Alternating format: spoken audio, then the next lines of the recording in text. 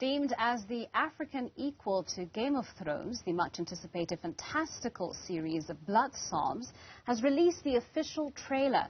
Having been in the works since pre-COVID, shows just how much work had to go into this production, even during the pandemic.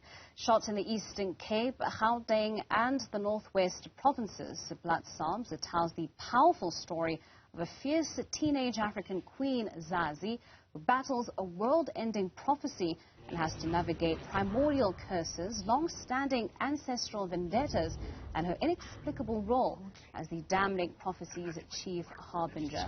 Before I say too much, let's take a look at the trailer.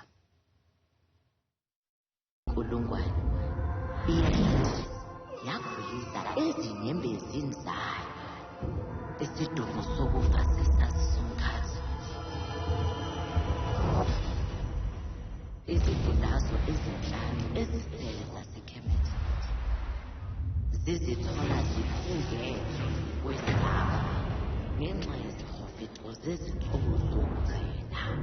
Rotle re na le badimo ba rona letsa rotle re na le kabo ya rona unyaka lwentuthukazi leshumi nesishiyagalombili isihofeto sizovulela.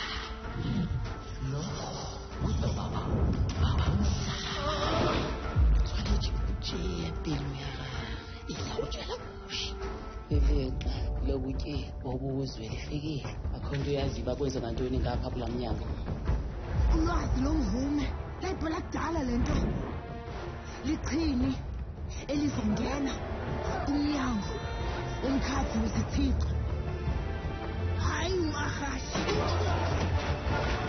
hayi ukhuluwa hayi umkhawu lichini lethi inzalo yamakhosi usalamang ubutsentseng montlong ya akashi umsindisi wethu sekefikelele liqa ga ke ba re bua ka joko o re tswaletswe gore rona ga baradi ga badimo ba nweletseng sedibetseletseng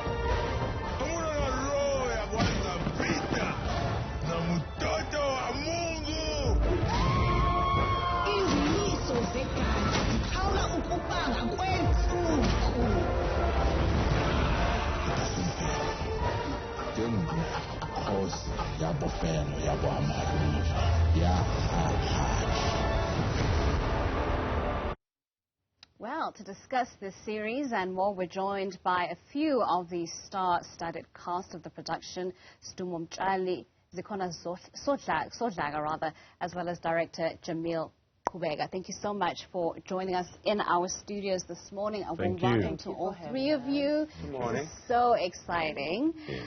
So we have this fantasy series based in ancient African mythology. We've never seen anything like this, ever. So let me start with you, Jamil, because you're the director. Talk to us about the inception and why you felt as though South Africa, as an audience, was finally ready for a series of this nature. Well, first off, shout out to my partner, Leila Swart. We couldn't have done it without her. Shout out to the multi-choice team. But the inception of this really comes from a need. And the need is the building of heroic archetypes for black people.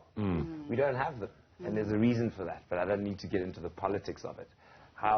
And so going through that journey of trying to find where our past and historical archetypes lie, I came across an interesting fact, which is all of the tribes of Southern Africa, right, each and every single one of them, are younger than the city of London. Whether you're Zulu, Xhosa, Sotho, Tswana, doesn't matter. You are younger as a tribe than the city of London. Sure. That's pretty hectic in terms of you understanding who or what you think you are. And more and more evidence is coming out that says that man's history is way older than the 6,000 years that the Western world has given us. 2,000 years after the man and 4,000 years before the man. And I'm saying, well, let's look beyond that.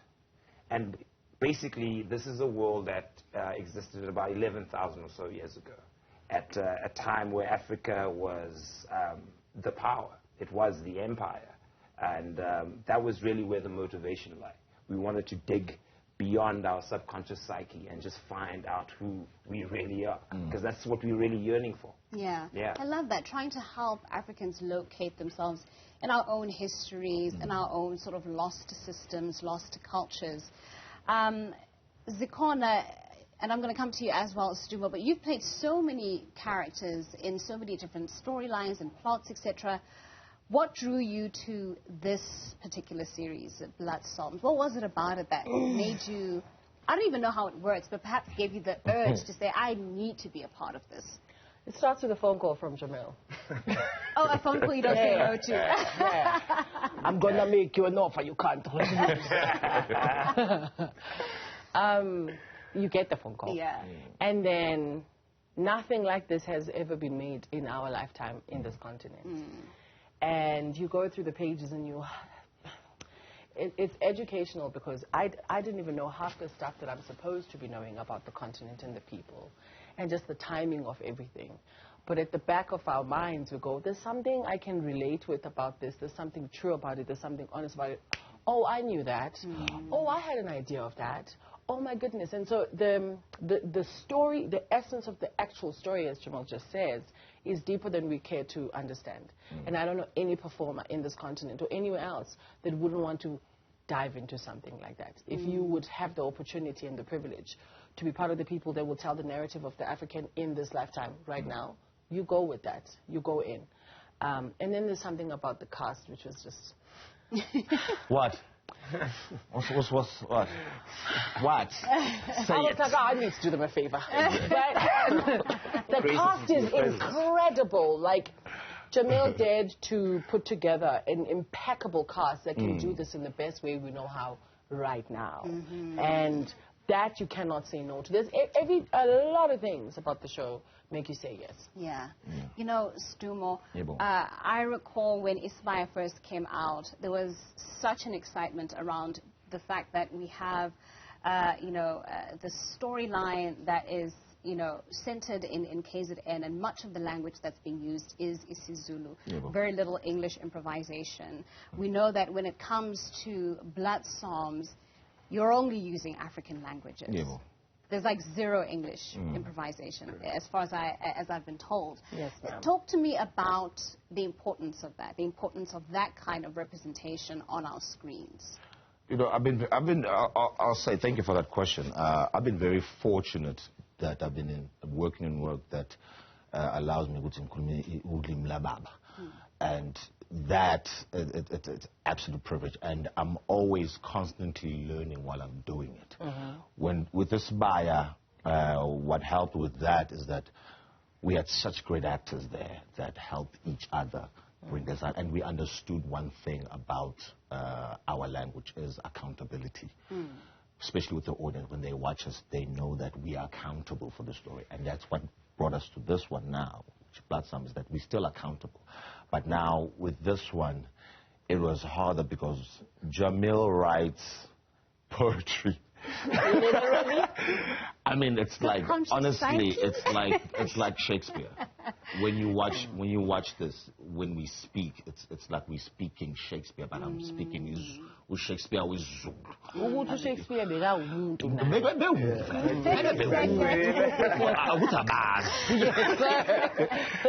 and that's what makes this so exciting, is that representation is everything. Absolutely. And now you're gonna get to see a world that has been depicted by Hollywood. Every time you watch it, you only watch white people playing us. This time you're gonna have Yes, sir. Incredible, incredible. So the production was not without its challenges. COVID-19, a big challenge. Talk to us about, I suppose, just getting through that, and as a cast, staying together and staying in tune. I'd imagine that when you're acting, when you're doing what you're doing, you feed off of each other's energies, and when there's those kinds of disruptions and that kind of, just breaks in between shooting, etc., that causes some level of chaos. How did you bring it all back together again and ensure that Blood Psalms is the much anticipated series that we're going to get to see very soon? Preparation. Yeah, that's the best I can do. It's preparation. Before we even started shooting, we had a boot camp where all the young guys, we got together, we stayed. Not so young. Oh, yes. Listen, it's young. It hurt. You know, and we stayed in. Basically, we lived outside and tried to fend off the world, the given circumstances, and that's what acting is about. It's acting within given circumstances. But now we know we're outside, and yeah. So they got the unfair privilege of getting a boot camp as the male cast. But then it's so evident in the story when we got to see the first episode. You get to see there's a rapport that was built off stage. And by the time you get to film, because when we're filming, especially under the circumstances of coronavirus, there's no time. Under general filmmaking, there's no time. We're so when there's coronavirus. Right. And at that time, we were at level 5, Jamil, when we mastered this. So we were still traveling with like papers. Like, remember that time? Yeah. Where the airport had no human beings? Sounds like he's talking about a party. You know, remember the era of paperwork in the airport?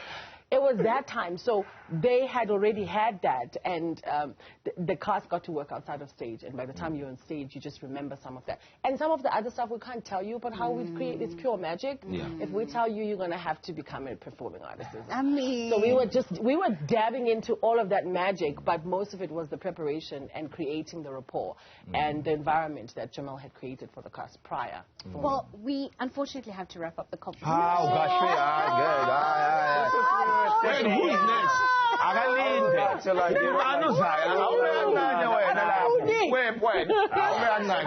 Jamil, I do need to ask you, for all our audiences who are so teamed up right now, what can they expect when they finally tune into Blood Psalms?